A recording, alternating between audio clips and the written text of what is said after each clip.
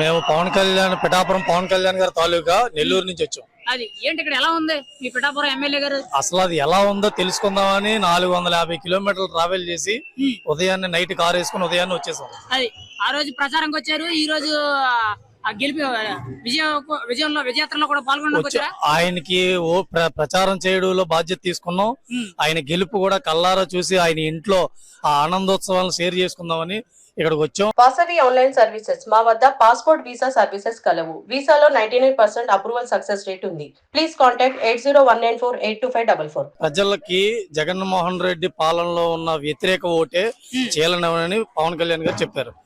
ఆ వ్యతిరేక ఓటే బాధ్యత పరంగా ప్రతి ఒక్కరూ 3 గంటల లైన్ లో నుంచుని నైట్ 12:30 1 గంటన్నర వరకు కూడా ఓట్లు వేశారు. అంటే ప్రజలు ఎంత ఇసుకుపోయి ఉన్నారో, ప్రజల గవర్నమెంట్ మార్పు కావాలనుకున్నారు.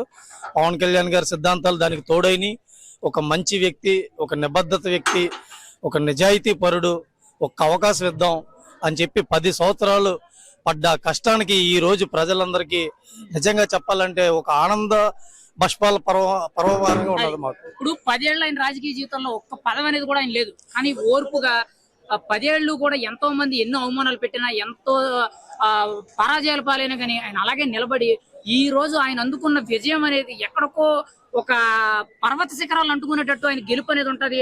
ఆయన ఒక్కడ గెలిచింది కాక దాదాపు ఆయన మిగతా ఎమ్మెల్యేలందరినీ, కూటమి అభ్యర్థులందరినీ గెలిపించడానికి ప్రతి ఒక్కరూ చెప్తున్నారు.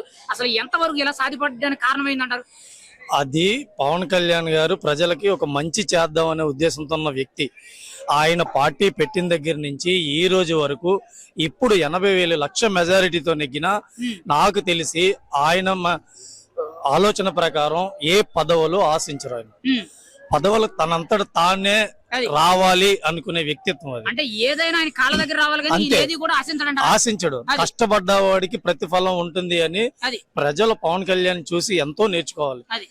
పవన్ కళ్యాణ్ అనేవాడు ఈ 10 ఏళ్ల రాజకీయ జీవితం ఇప్పటి నుంచి ఈ 5 ఏళ్ల ఎమ్మెల్యే పదవి ఎక్కిన తర్వాత ఈ 5 ఏళ్లు ఓవరాల్ గా చూసుకుంటే ఈ 15 ఏళ్ల రాజకీయ జీవితం అనేది ఎంతో మంది రాజకీయ నాయకులు కానీ రాజకీయాల్లో రావాలనుకునే వాళ్ళకి ప్రతి ఒక్కరికి కూడా ఇన్స్పిరేషన్ తీసుకోవచ్చు అంటారా పవన్ కళ్యాణ్? 100%, 200% పవన్ కళ్యాణ్ లాంటి వాళ్ళని ఇన్స్పిరేషన్ తీసుకుంటే ఇండియా మోడీ గారు ఎలా ముందుకు తీసుకెళ్లిపోతున్నారో అలాగే ఇంకొక బాధ్యత పరంగా పవన్ కళ్యాణ్ గారు కూడా రాష్ట్ర ప్రజల్ని ఒక ఇండియా రేంజ్ లో తీసుకెళ్లగలరని మాకు ఒక అపూర్వమైన నమ్మకం ఉంది. ఇప్పుడు చాలా మంది కూడా చెప్పేది ఏంటంటే కూటమి అనేది ఇంత వన్ సైడ్ గా లెక్కడానికి, జగన్ అనేది పతనం అయిపోవడానికి, వైసీపీ పార్టీ అనేది అధపాతాలని కారణం పవన్ కళ్యాణ్ ని అర్ధరాత్రి నడి రోడ్డు మీద నిలబెట్టడమే కారణం అనేటట్టు సోషల్ మీడియాలో బాగా ట్రోల్స్ అవుతున్నాయి. అది ఎంతవరకు కరెక్ట్ అంటారు మీరైతే?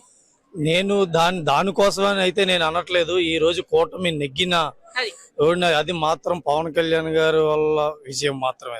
అంటే పవన్ కళ్యాణ్ ని అంటే చాలా మంది విశ్లేషకులు ఏం చెప్తున్నారంటే పవన్ కళ్యాణ్ ని ఆ ఒక్క రోజు రాత్రి మీరు ఆపకుండా ఉంటుంటే రాష్ట్రం అనేది ఈ రోజు వేరే రకంగా ఉండేది అనేటట్టు. అది కూడా ఒక పాయింట్. ఆ రోజు అతన్ని ఆపి నడి రోడ్డు మీద ఎంతో ఇబ్బంది పెట్టారు. ఆయన రాజకీయాలను పక్కన పెట్టి ఒక మనిషికి కష్టకాలంలో అండగా ఉందాం అనుకునే వ్యక్తిని అడ్డుపడ్డారు.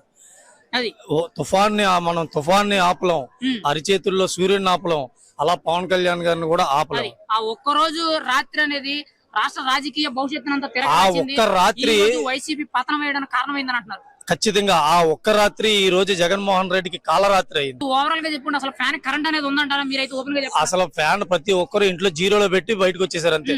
లాస్ట్ టైం 151లో పెట్టాం, ఇప్పుడు ఈసారి 175లో పెడతామని చెప్పి 175లో పెడితే మీరేమంటారు? ఇప్పుడు 175లో పెడితే ప్రజలకు తెలుసు ఫ్యాన్ ఎంత స్పీడ్ లో తిప్పుకోవాలి, ఎప్పుడు వాడుకోవాలి, ఎప్పుడు ఆపుకోవాలని. అవసరం వచ్చినప్పుడు వాడుకున్నారు, అవసరం లేనప్పుడు ఆపేశారు. ఇప్పుడు చాలా మంది కూడా ఏమంటున్నారంటే మొన్నటి వరకు hello AP by by YCP అని అన్నారు. ఇప్పుడు hello AP good bye YCP అంటే పూర్తిగా పతనం అయిపోయింది. ఇంకా వైసీఆర్సీపీ వైఎస్ రాజశేఖర రెడ్డి గారు తర్వాత వైఎస్ జగన్మోహన్ రెడ్డి గారు 30 సంవత్సరాల పాలనకి రోడ్డు మ్యాప్ వేసుకున్నారు. ఆ రోడ్డు మ్యాప్ ని 2 చోట్ల ఓడిపోయిన పవన్ కళ్యాణ్ గారు 30 సంవత్సరాల రోడ్డు మ్యాప్ ని అధాపాతాలను తొక్కి జగన్ రెడ్డికి రాజకీయ భవిష్యత్తు లేకుండా చేయడంలో పవన్ కళ్యాణ్ గారు విజయం సాధించారు.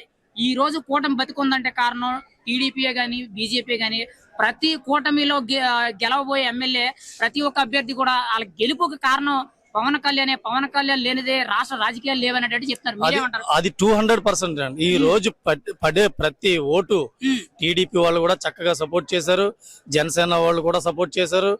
ఆయన మాట దాటకుండా చంద్రబాబు నాయుడు గారు, పవన్ కళ్యాణ్ గారు మంచి ఉద్దేశాలతో ఒక ఆలోచన తీసుకుని ఇద్దరు ఒక మంచి నిర్ణయం తీసుకుని వాళ్ళ అండర్స్టాండింగ్ మీద కూటమి విజయం సాధించాలి. ఒక దుర్మార్గుడిని, ఒక రాక్షస పాలనని రాష్ట్రం నుంచి తరిమి కొట్టాలంటే వేరే మార్గం లేదు.